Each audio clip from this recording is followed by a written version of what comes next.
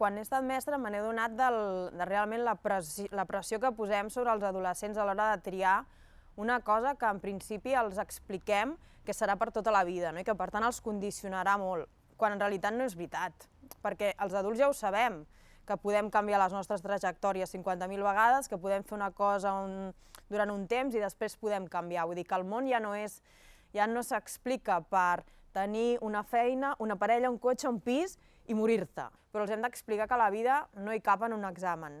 La vida no s'explica en un examen de selectivitat, són moltíssimes més coses i per tant l'escola el que ha de fer és donar aquestes pautes perquè els adolescents sàpiguen triar allò que volen i decidir, sent crítics amb el que han fet, el que no han fet, que siguin capaços d'autoavaluar-se i sobretot ser feliços amb el que fan. Vol dir que s'arribi sense la cultura de l'esforç.